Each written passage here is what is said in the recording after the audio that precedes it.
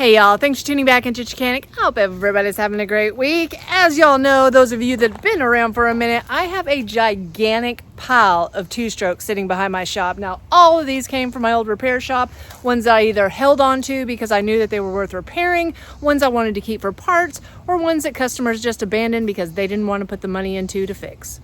Now, I thought I would have more time to whittle away this pile this spring and summer, but we've just been way too busy. I am caught up today though, so let's go ahead and dig into this pile.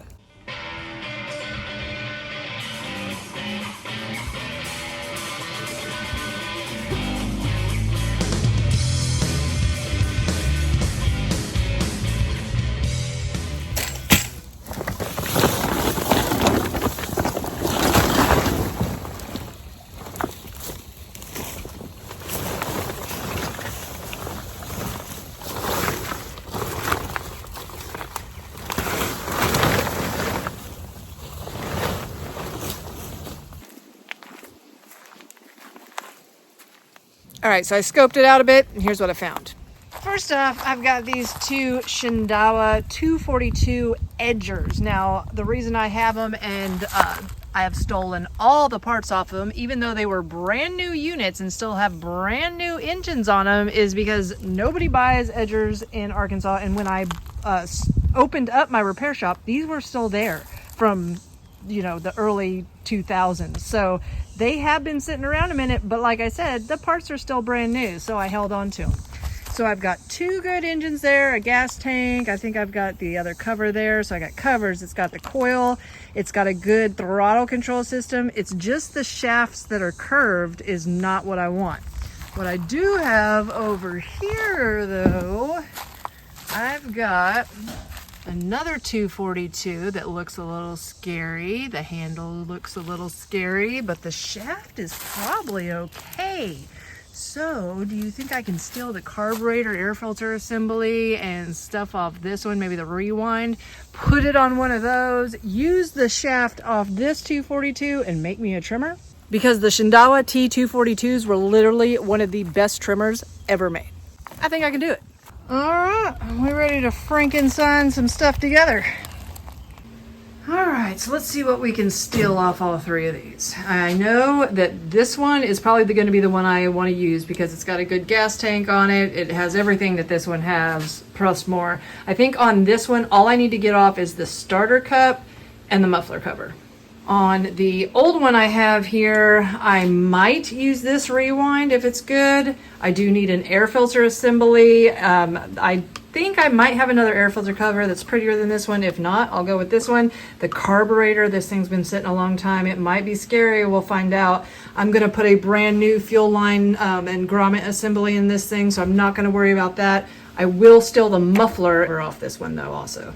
Now, the hardest part I'm going to have is getting these grips off because they're stuck like chuck. Maybe I can get some lube down inside of it and wiggle it off, but they are no bueno, no fun.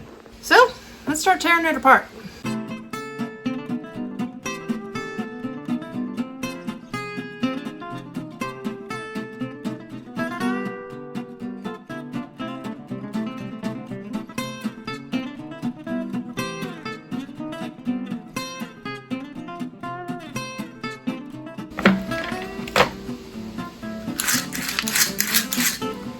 Oh no. Ooh. It's got a little sticky spot. Maybe we can lube it. I don't know. Might have to go into that.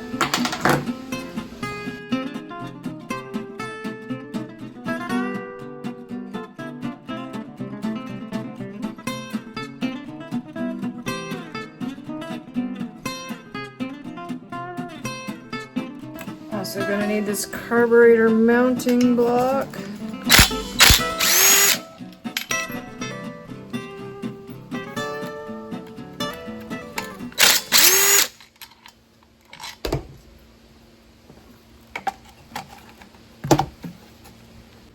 So I got everything off that I need off the engine part of it. I do want this starter cup though. To do that, I'm going to put my piston stop inside of the cylinder and just twist it off. I'm sure there's probably some special tool that fits in these holes. I do not have it, so I'm just going to grab it with my big pliers and turn.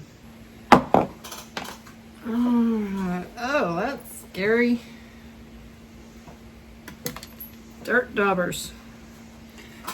If you don't know what dirt daubers is, let me show you. These are what we call dirt daubers or mud daubers, and they get inside people's equipment, usually in the exhaust, and they will wreak havoc by building their little nests and clogging everything up. So always something to look out for, especially in your exhaust. All right, got me a little cushion here. Don't want to lose a knuckle today. Let's turn it back.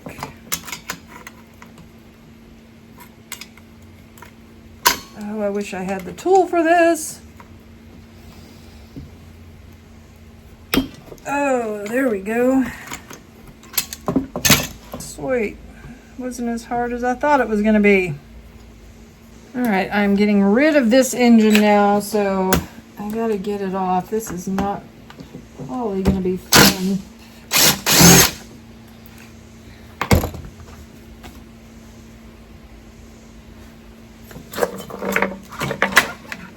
Now the good thing about the 242s is they have the solid drive shaft. No flexible shaft there. Splined ends, and in fact a lot of times whenever your spline would get boogered up, you could flip it over and it'd still work. So now we gotta get the rubber part off. No fun. Just going in all these crevices here because these will not come off. I'm telling you guys, I've had to cut them off before. They are not fun. Oh, let's see if we can get any in there.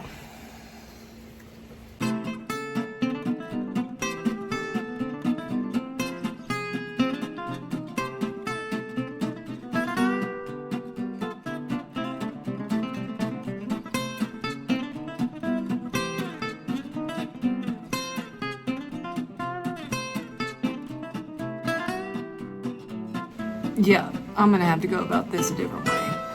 Alright, so I think I've got it loosened up a little bit now. I do not need this rubber grip. It's already cracked and broke. I just need this shaft. So I've got a good one on my other new trimmer, so I'm gonna cut this thing off.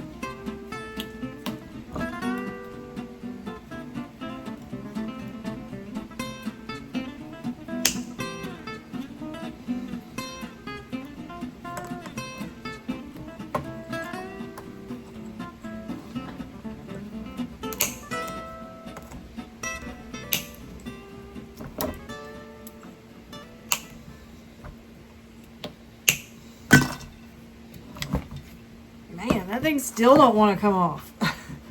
Oh, the new one's gonna be fun. Great.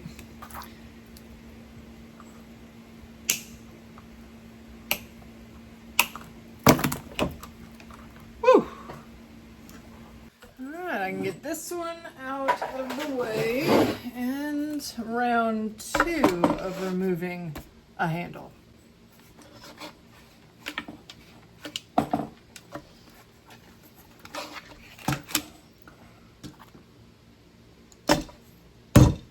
Alright, so I'm going to take this out. Ooh, that's greasy.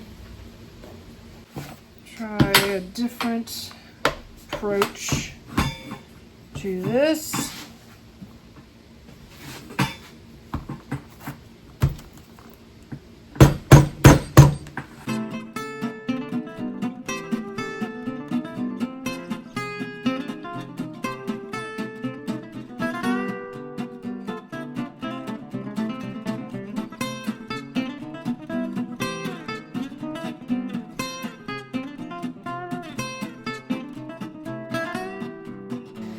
Here's all I'm saying. Whoever invented this needs to be fired.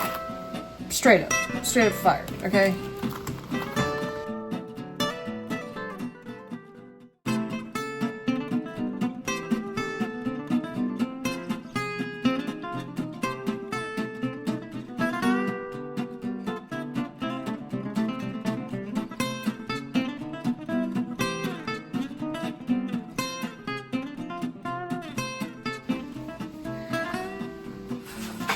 Now this part's loose.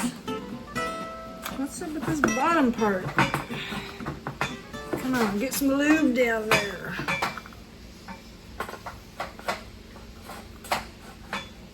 It's like 1 inch that is still attached. I think they heat shrink it to the pipe.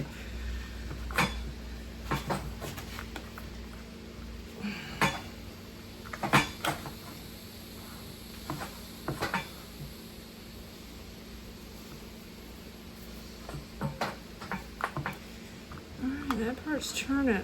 Oh, come on. Maybe I can get some fluid film down on this side now.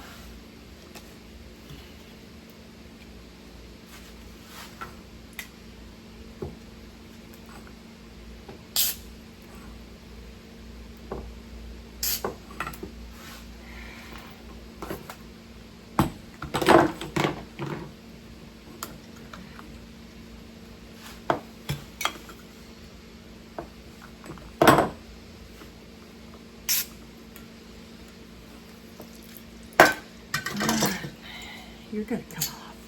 You're gonna come off. Oh yeah.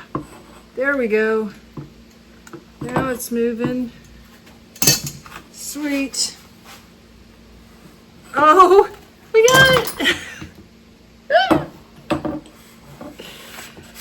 Oh, still intact. Thank goodness. Phew. Done with that.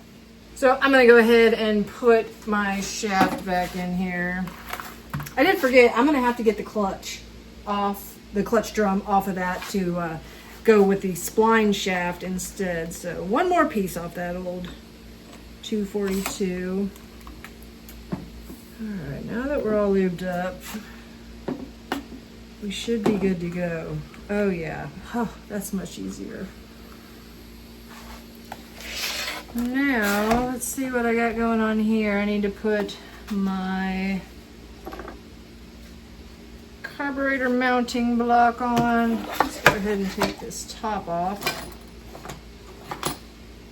No dirt daubers in here, just some spider webs. Other than that, looks brand new.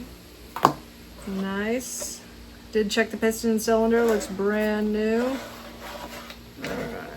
We can go ahead and throw our muffler on.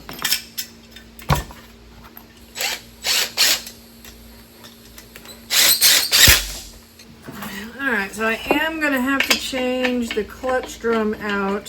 So, gotta take this front piece off to get to the clutch drum.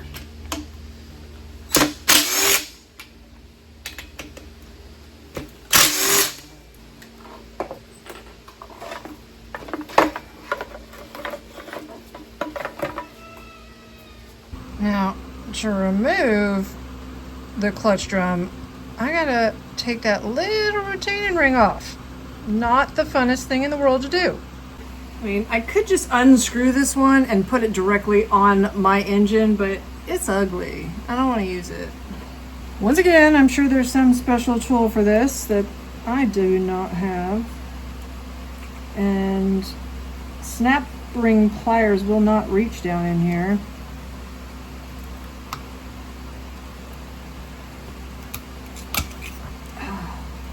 I got it. It's gonna come out. I think I got it. Yes, I totally got it. It's still pressed into the bushings though, so. There we go. There's my little clip. Now I just have to get it back on when I put it back together. Fun. Alright, I whipped off the other one. See what we got going on in here. Same kind of clip.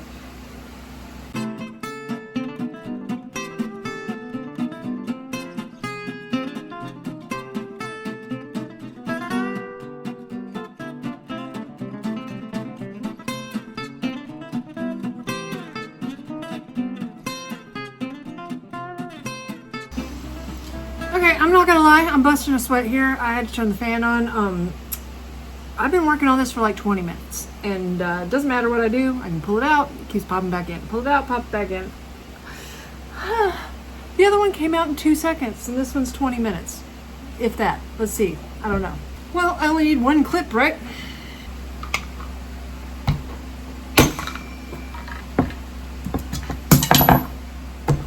Well, that was easy. Alright, Let's see if this is going to be as hard to put that clip in as it was to take out.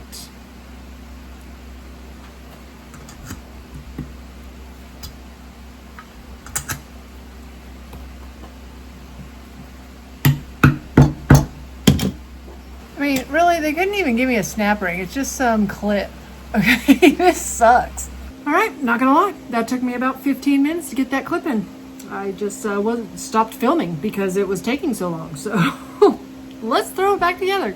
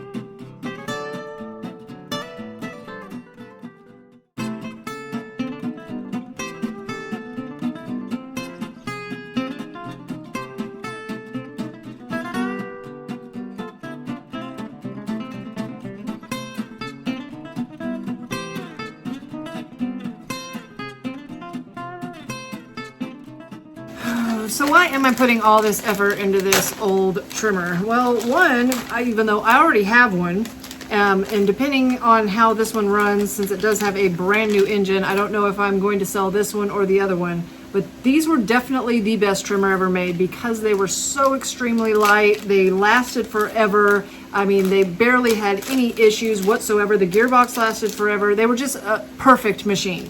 So what happens to perfect machines? They get rid of them.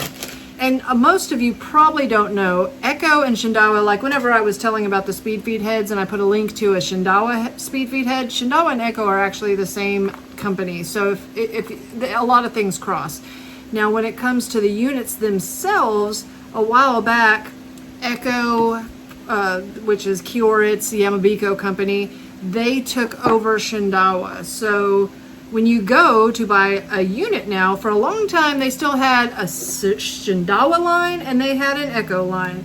But times are changing, and I guess they felt it was easier just to go with the same engine on both units, paint one red, paint one orange, and call one a Shindaiwa and one an Echo. Now when you go and buy a trimmer and you find a Shindaiwa or Echo trimmer, the only difference, the engines are exactly the same, different color, exactly the same, but the shafts and the throttle control and the gear head might be different on them.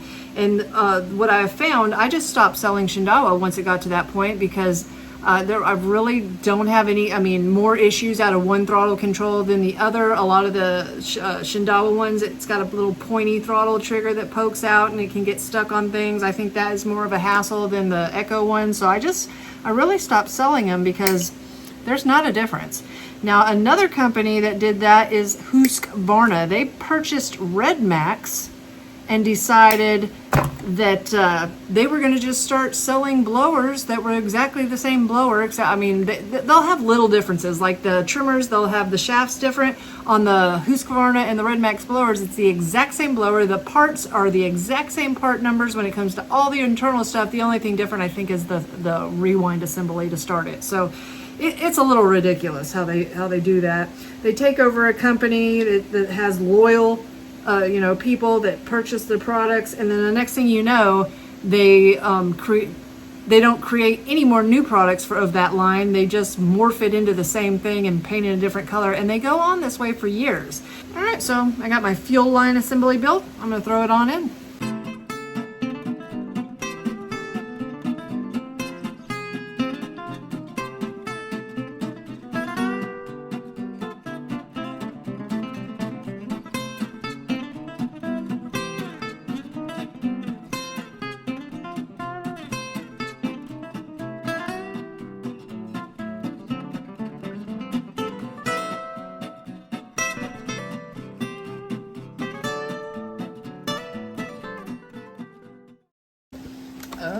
check it out. Look what I just noticed.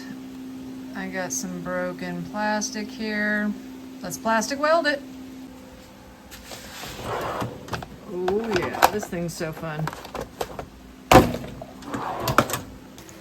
Now, I think the last time I showed the plastic welder in one of my videos, I had to change the link out about 5 times because y'all kept buying them out. I mean, they are awesome, but I had so many people comment about getting one because they thought it was awesome too. So I always leave these at my Amazon store. The link is in the description box below if you want to get one.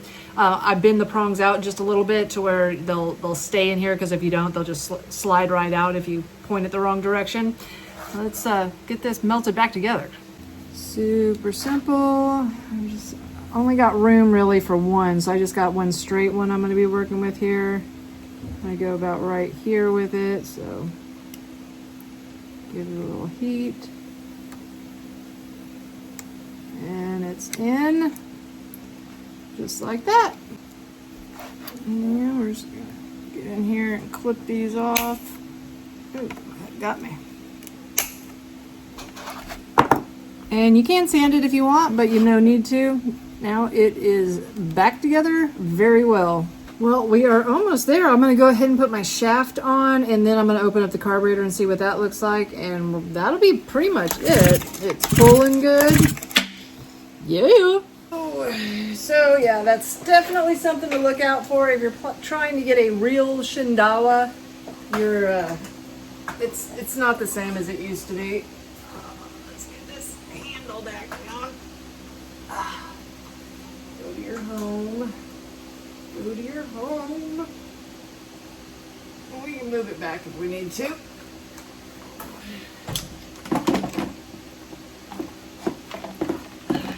in your home. Is that it? I think that's it. It is a scorcher in here. I'm melting. It is so humid today. If y'all have never felt the humidity in Arkansas, you just don't know. It's like an Amazon, really. It really is. All right, let's see if my throttle cable works, because I do not want to have to take it apart if I don't. Oh yeah, it works fine. That's so awesome, because I did not want to have to mess with this anymore. Now, I'm a little excited because literally the last thing I have to do is just the carburetor, and I mean, I got that, right? Now, I'm imagining this thing is going to be super scary. It's been sitting for years. Only one way to find out. Let's tear it up.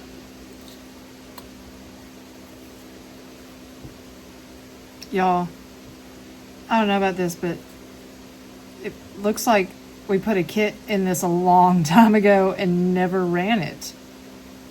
That's crazy. Let's get into the second layer here. I don't know. I don't remember anything about...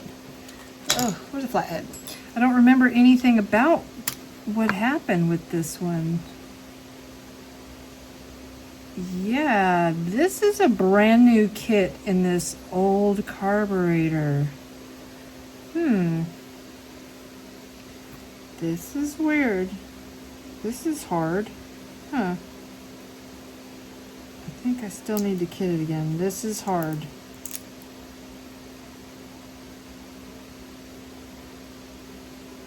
Very weird. Very.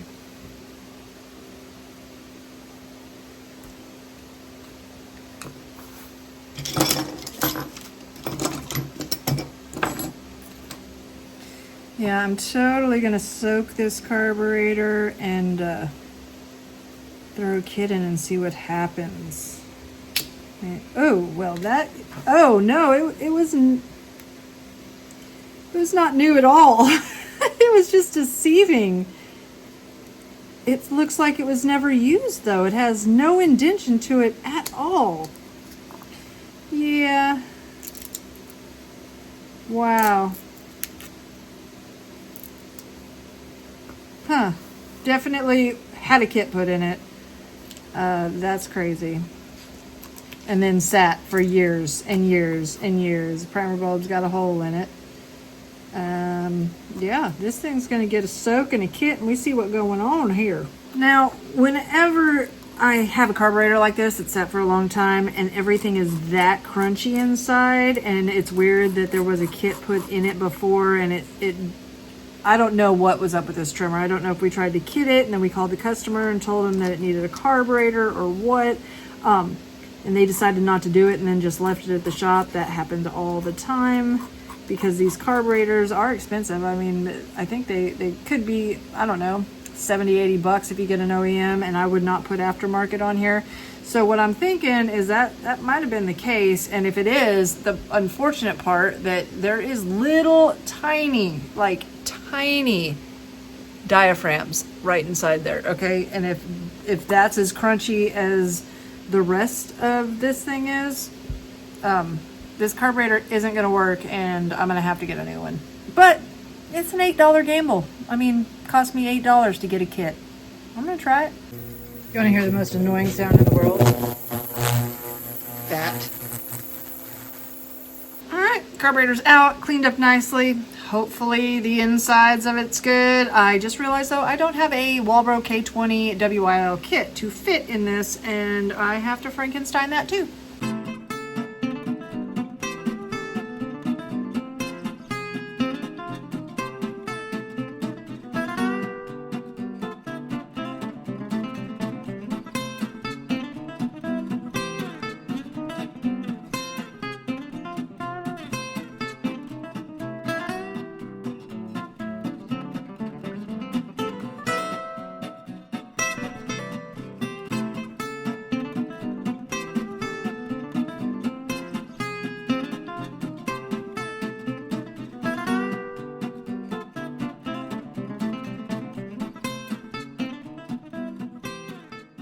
All right, so whenever I did this, I made sure to remember that I put my return line closest to me. The return line is the one that goes on the crooked one here, and the one that goes to your fuel filter is the one that goes straight down. So I might have to pull these into the tank a little bit. They might be a little too long, but that's okay. I want a little bit to work with. So I'm gonna stretch them out here. That way I don't have to fight with getting them on their nipples.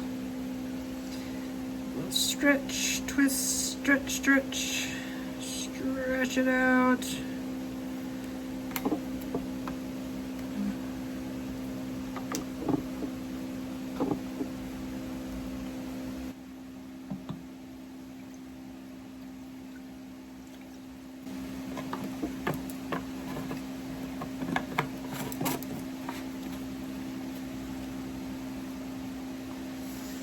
All right, this is how we'll know.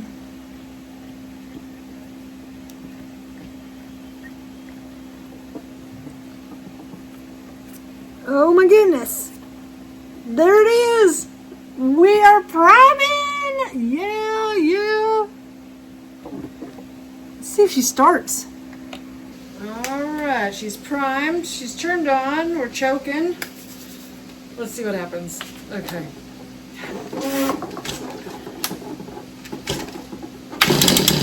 Oh my gosh, she popped off the first pull. No way. I'm taking it off, choke.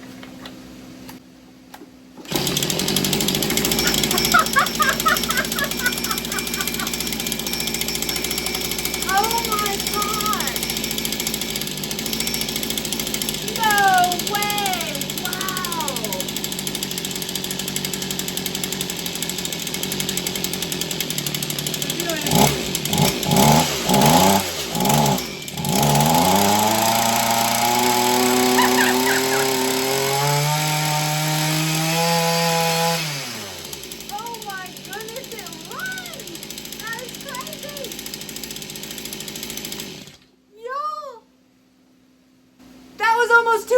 That was almost too easy. I cannot believe it runs so good.